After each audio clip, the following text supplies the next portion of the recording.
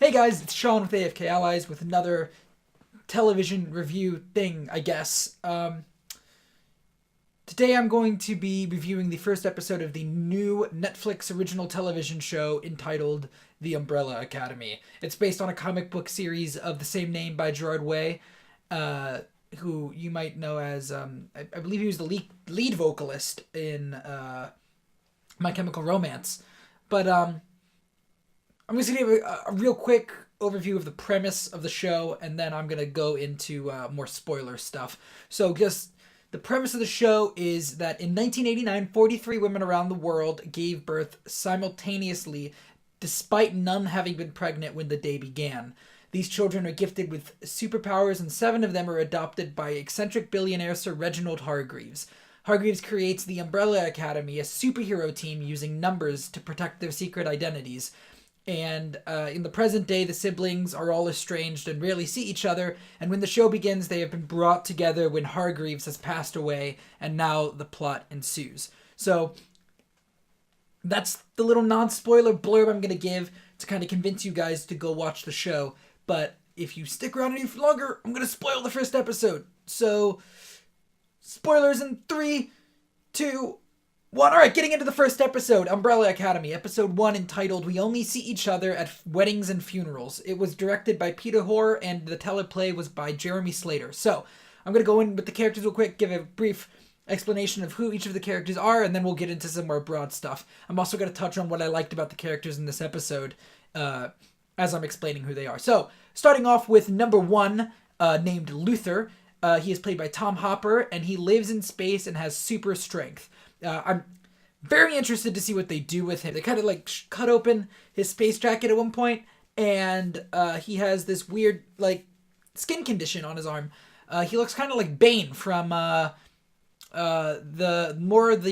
Batman and Robin movie than anything else. I'm very interested to see what they did do with him. They kind of teased a plot arc with that he has some sort of relationship with one of the other characters in the Umbrella Academy. What I'm really interested to see is, I'm very interested to see his relationship with Hargreaves. It's implied that while Hargreaves kind of had some things that he didn't like about Luther, that I would assume was his skin condition type thing that he had, where he was this big hulking beast of a man. Luther seems to have held a lot of respect for Hargreaves, and he's a lot more fond of Hargreaves than anybody else. I'm very interested to see more of how that happened, why that is, that sort of thing. Moving on is Diego, who was played, he's number 2, and he's played by David Castaneda. He's a rebellious troublemaker with enhanced breath-holding abilities and gifted knife-throwing techniques. He's one of the characters I liked the most in this episode. There's a lot implied in this first episode about his relationship with his father, and it's very heavily implied towards the end that he is in fact the one that killed the father. But he obviously took a lot of what he was taught by Hargreaves to heart. He's a vigilante in modern day. He kind of goes around in like a black suit with knives, and he beats up bad guys. That's actually how he's introduced in the beginning of the episode. So he did take a lot of what his father taught him to heart, and I'm very interested to see what they do with that. And his action sequence with Luther was a highlight of the episode. They have a little fight sequence about halfway through. I personally don't think that he killed the dad. I think it's a red herring. I don't think they'd reveal that in the first episode, but I'm very interested to see how that plays out. So, number 3, her name is Allison, and she is played by Emmy Revere Lampman, and she is a celebrity who has the ability to manipulate people through lying, or manipulate reality by lying. So, she was one of the more boring characters to me. I'm interested to see what they do with her relationship with Luther, but that's about it. Her power was very cool, but there's some backstory stuff they hinted at, but none of it was very interesting to me. She didn't really have... There was no, implied... how do I put this? It didn't seem to me like she had any real relationship with anybody else in the Umbrella Academy besides Luther, which was pretty disappointing, and it seems like most of her character lies on something that is external from the rest of the group, namely her husband, who she's divorced or split up with, and her son or daughter, I don't remember which, but is all the husband has custody of, or ex-husband has custody of. And so her storyline to me seemed almost parallel to the rest of it, where the only person that really seemed to interact with her and her storyline was Luther. But moving on to number 4, Klaus, played by Robert Sheehan. He is my favorite character so far. He is a drug addict with the ability to communicate with the dead. He is, in my opinion, the most interesting. He's obviously a very eccentric character. And he seems to be the comedic center of the show. And seems to be constantly hallucinating number 6, who died earlier on. We didn't see how it happened. He's shown in a flashback, but he is dead when the show actually picks up. So I'm interested to see why he is hallucinating number 6 so much. Number 5 is played by Aidan Gallagher. He has no name besides number 5, and he is a boy with the ability to jump through space and time. We're told pretty early on that number 5 is missing, but by about half an hour into the episode, he has returned. He kind of comes back from what he tells us is the future. Apparently, when they were about 13 years old, I think, he took his powers to the next level, jumped to the future, and got stuck there. And when he comes back, he tells everybody that, he tells Vanya, number 7, but not everybody, and we'll get to her in a moment. But he tells her that when he got to the future, he'd seen that it ended, and that the date that it ended was 8 days after when he arrives back in the past. He's one of the characters I really enjoyed, surprisingly.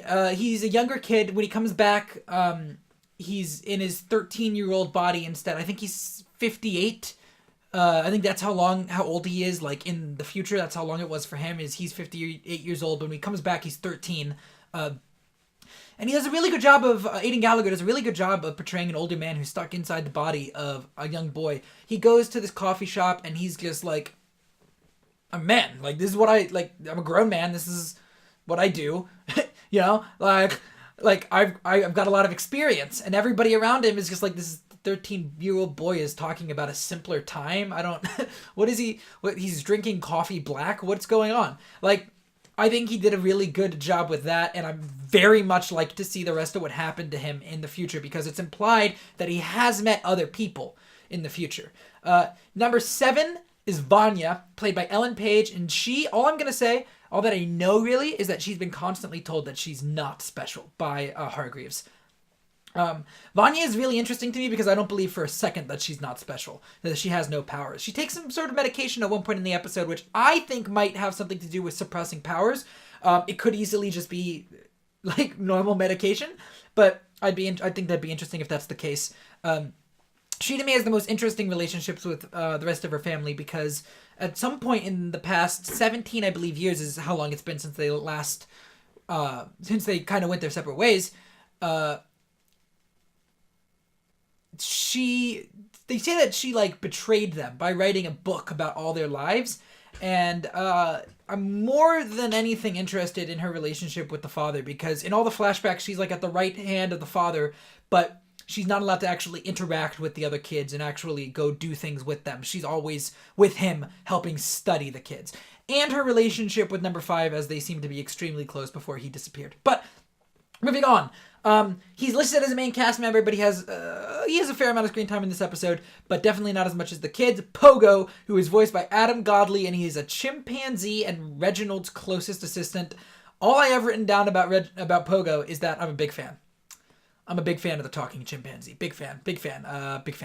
Moving right along to Sir Reginald Hargreaves, who is played by Colm Feore. And he is the Umbrella Academy's adoptive father and a billionaire industrialist. And I want to know where he got all his technology, because he seems to be way beyond anyone else in the world. And I want to know what his end goal with all the children were. Was it really to make a world a better place? What was he researching them for? I'm very interested. So now I've covered most of the characters, so I'm just going to give some overall thoughts about the episode real quick. There's a sequence where Vanya, this is actually the beginning of the episode, where Vanya is kind of like playing Phantom of the Opera songs on the violin, which I guess that's her day job, is she's like a violinist, while the characters are being introduced, and it's the quickest way to my heart is through Phantom of the Opera songs. So later on in the episode, there's a dance sequence I actually really enjoyed that very quickly became one of my favorite dance sequences in all of like media. Maybe excluding La La Land. I really like the dance sequence in La La Land at the beginning, Another Day of Sun. Anyways, totally not important. It also led to one of my favorite shots of the episode, which is this like, it kind of like zooms back on them, they're all dancing in their individual rooms, and then the camera zooms back and it starts to like show like a side cutout view of the house, and you can see each individual room, and in each individual room the people are dancing. The characters are dancing in their individual rooms, and it's this cool like side cutout. Like if you ever had any of those like cross sections, that's what it is. It's like a cross section of the house. I really like that. The action sequences were good. There's an action sequence towards the end with number 5 that was very well used of his powers. There's also an action sequence in a bank that uses all of the kids and all of their powers, obviously excluding Vanya, who is very cool. That was a very cool sequence, but they're very obviously trying their hardest not to show any of the action straight on. I'm not sure if it's that the kids, they didn't have like stunt actors that could do the stunts that needed to be done for the kids, and the kids couldn't do the action sequences. But they're very obviously trying to like not show the action straight on. They're trying to hide it. So that was a little disappointing. Overall, the plot and the pacing of this episode was for the most part really good. I really enjoyed the introduction of each character and all their intersections and all their interactions, which is a majority of this episode. They don't really reveal the main conflict until the literal last minute of the episode, though, which was slightly disappointing. The soundtrack was really good. I really enjoyed the score. I think it's done by I think it said it was composed by Jeff Russo, which I've seen his name before in other projects. But they also did a pretty good job presenting the multiple plot threads that they kind of imply are going to be important going forward, which there's some sort of merc group that seems to be tracking 5. Diego might have killed Reginald, and the world is going to end in 8 days. So I think that's a pretty good recipe for a some sort of story to follow in the next 9 episodes. Overall, I'm really excited to see where the rest of the show goes now that all this setup is out of the way and we can really dive into the meat of things. I'm definitely going to be watching the rest of it, and I'll be updating reviews on the channel as I watch episodes. It is all available right now on Netflix. You can binge it as quickly as you'd like to. Please don't spoil it for me, because I'm probably going to watch it a lot slower than a lot of people are, because I've got other things I want to watch as well. But yeah, so overall, I'd say I'd rate this episode about a 7.5 out of 10. It wasn't as good as the Doom Patrol pilot, which I've talked about was very, very, very good in my other Doom Patrol review, which you should check out if you did not already, if you've not already seen that. That's on the DC Universe streaming service, and that is very good as well. Thank you for watching. Please like, comment, share, subscribe, I guess, do anything. We have a podcast feed that I will put in the I'll put the link in the description to our AFK Allies kind of podcast we do called the AFK Cast, where we talk about movies, video games, and any sort of entertainment media. So yeah, please just do any of that you'd like to, and I'll see you guys next time.